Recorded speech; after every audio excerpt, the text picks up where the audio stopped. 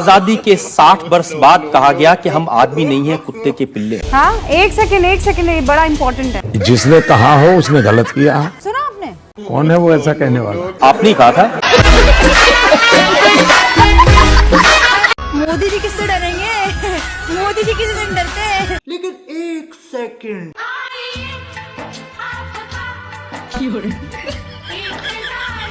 पहलगाम के आतंकियों पाकिस्तान को सबसे बड़ी सजा मिलेगी जिसकी कल्पना पाकिस्तान ने भी नहीं की होगी। सजा क्या मिली? Cease fire. यही तो एक सजा थी जिसकी कल्पना किसी ने नहीं की थी।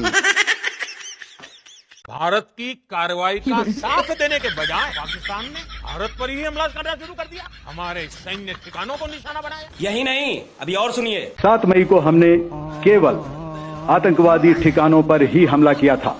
हाय, मारी जाऊं मैं तेरे झूठ पे भड़वे। पर अफसोस इस बात का है अच्छा कि पाकिस्तानी सेना ने आतंकवादियों का साथ देना उचित समझा। अच्छा, इस लड़ाई को अपनी लड़ाई बना ली। दोस्तों, मोदी जी अगर इतने बहादुर होते तो इस जंग को मजीद आगे लेकर जाते, ना कि ट्रम्प चाचा के कहने पर सीज फायर करते। आज तक के भारत के इतिहास में 1947 के बाद सबसे डरपोक प्रधानमंत्री अगर कोई है तो नरेंद्र मोदी जी। ये इंडिया वालों, ये देखो जी, तुम्हारे मोदी जी मोर्चों के अंदर घुसे हुए हैं। मोदी जी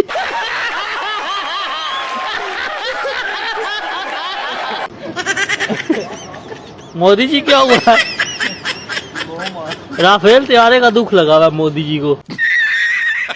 दोस्तों, खोती मीडिया ये खबर दे रहा है कुछ बड़ा होने वाला है। अब यहाँ पर ये समझ नहीं आ रहा ये पाकिस्तानी अवाम को डरा रहे हैं या फिर इंडियन अवाम को डरा रहे थे। इनका मकसद समझना अभी बाकी है। कुछ बड़ा होने वाला है। अभी मजा आएगा ना भिड़ो। भारत कुछ बड़ा करने का मन बना चुका है। अब जो होने वाला है उसे कोई नहीं रोक सकता। पाकिस्तान में मोदी का भयंकर खौफ चल रहा है। पाकिस्तान में ऊपर से नीचे तक खलबली है। डरना नहीं है, हिम्मत नहीं हारनी। पाकिस्तान में ऐसी घबराहट है कि आटम बॉम्ब चिल्लाने पर मजबूर है वो। क्या बोला तूने? आतंक परस्त पाकिस्तान का हलक डर की वजह से सूखता चला जा रहा है। कुछ निकल जाएगा गलत मुंह से, भगवान कसम। क्या मस्त पॉइंट है मेरे पास, बोल नहीं सकता ना तो बुरा मान जाएगी। भारत और पाकिस्तान ने की बड़े युद्ध की तैयारी। ब्रेक करिए। रिलोकेट किए गए मिसाइल लॉन्चर्स। बड़ी खबर। तुम लोगों को शर्म नाम की चीज नहीं। दोस्तों, जब भी इंडिया पाकिस्तान की जंग होती है, खोती मीडिया इंडियन मुसलमानों के पीछे हाथ धोकर पड़ जाती है। खोती मीडिया ने मौलवी साहब से सवाल किया, हानिया आमिर को फिल्म में क्यों लिया गया? मौलवी साहब ने फिर हानिया आमिर का हानिया पनीर बना दिया। ये हानिया पनीर कौन है? मैं तो पहली बार नाम सुन रहा हूँ। मैं इस सज्जन को क्या तकलीफ है भाई? क्या तकलीफ है इनको? कि हानिया पनीर है, मीर है, फलाना क्या है? हानिया अमीर हो या पनीर हो, मुझे क्या लेना देना भाई? अरे इंडियन मीडिया वाले सब तो हमको तो लग रहा था कुछ ये पत्रकार सब जो हो गए ऐसे 3 फीट का पाइप खरीद के और लाहौर घुस गया था। कि क्या हो गया है ये नहीं समझ में आ रहा है। और उस पे पीछे से सायरन, अभी की ताजा खबर कराची से। एक तो कोई है, कोई चैनल वाला, अब हम यहाँ नाम नहीं बोलेंगे, वो तो पाकिस्तान पार करके अफगानिस्तान घुस गया। अब हमारी यूपी को बहुत बचाने की जरूरत है। अच्छा, ठीक। तो और यूपी को कौन बचा सकता है? एक ही व्यक्ति है यूपी में, तो कौन बचा लेंगे वो? योगी जी। कृपया करके अपने पद से इस्तीफा दे दीजिए तो बच जाएगा प्रदेश भी। शांति हो जाएगी, अमन हो जाएगी। शाबाश बेटा। बेगम हिंदुस्तान की, शोहर पाकिस्तान का। 10 बच्चे दान में, कहाँ लिखा है संविधान में? दोस्तों, इन 3 बंदरों की दास्तान सुने। हमले पंजाब की साइड पर हो रहे थे। ये तीनों बंदर अपनी दुनिया में मगन कराची पोर्ट पर कब्जा लिए बैठे थे, अपना चूरन बेच रहे थे। पाकिस्तान के परमाणु सेंटर तक पहुंचा ड्रोन। परमाणु सेंटर तक ड्रोन पहुंचा। भाई साहब कुछ ज्यादा नहीं हो गया? मतलब कुछ भी। कराची में है पाकिस्तान का परमाणु सेंटर। कराची में ड्रोन अटैक से चारों तरफ अफरा तफरी। साले तू परमाणु सेंटर क्या यहीं पर है या कई जगहों पर इन्होंने अपने परमाणु रखे हुए हैं? मजनू क्या कर रहे हो तुम? और यहाँ पर ये जो कह रहे हैं आपके नेवल ऑपरेशन के तहत यहाँ ड्रोन गया है, इसका मतलब क्या है? अरे इसका ये मतलब है कि ये सर बताएंगे, क्योंकि जो परमाणु वाला मामला है ये आपको बताएंगे कि वॉरहेड कहाँ पे रहता है, मिसाइल कहाँ पे रहती है। सर आप बताइए। वाह, दिनेश, वॉरहेड, मिसाइल और उसके बाकी जो सिस्टम्स होते हैं एक जगह कोई नहीं होता है। अरे कहना क्या चाहते हो? इनको बचाना है। अच्छा। क्योंकि वो जो कह रहे हैं पौवे पौवे, और पौवे बचाएंगे नहीं तो फिर तू आ गया क्या?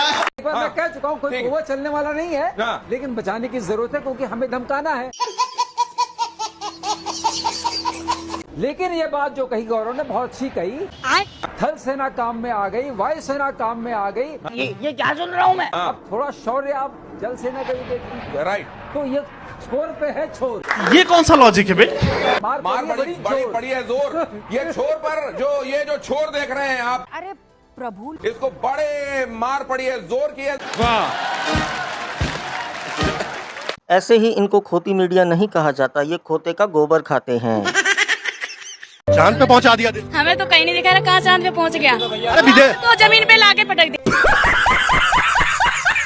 मोदी तो बढ़िया काम कर रहा है, पता है ना आप सबको? मोदी इतना बढ़िया काम कर रहा है कि देश में 155 लाख करोड़ का कर्जा होगा। मुझे क्रेडिट नहीं चाहिए। 10 साल तक मोदी आएगा, 10 साल तक। फेंकू की जनता भी फेंकू, झूठे की जनता भी झूठी।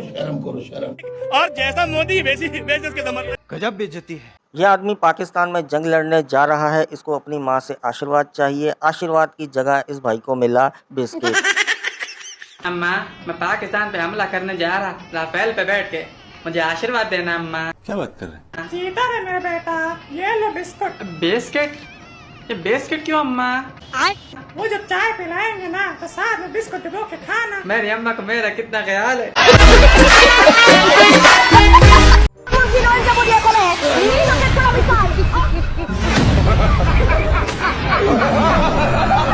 आतंकवाद से भी ज्यादा घातक ये गोदी मीडिया है। शाबाश बेटा, बहुत बढ़िया। भारत के अंदर जहाज गिरकर तबाह हो गया और वो उसका इल्जाम हमारे ऊपर लगा रहे हैं। मुझे तो लगता है कि इनके यहाँ कोई भी काम होगा उसका इल्जाम पाकिस्तान के ऊपर ही लगाएंगे।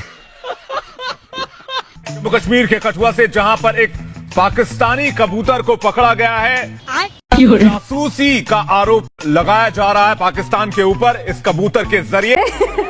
ये जो गैस का बैलून है ये उड़ के आया है पाकिस्तान से इंडिया में। अच्छा, अब जिसके ये खेत में गिरा है उसने करी है थाने में रिपोर्ट। सुना आपने? अब पुलिस आई है, उसकी जांच पड़ताल हो रही है। अब मैं क्या कहूँ तुम्हें? कौन है? क्यों है? मतलब तुम खुद देखो यार, मतलब क्या है यार ये। अल्लाह यार, इतनी गर्मी हो रही है, काश कायदे से हम कोई ठंडा मुल्क आजाद करवा लेते।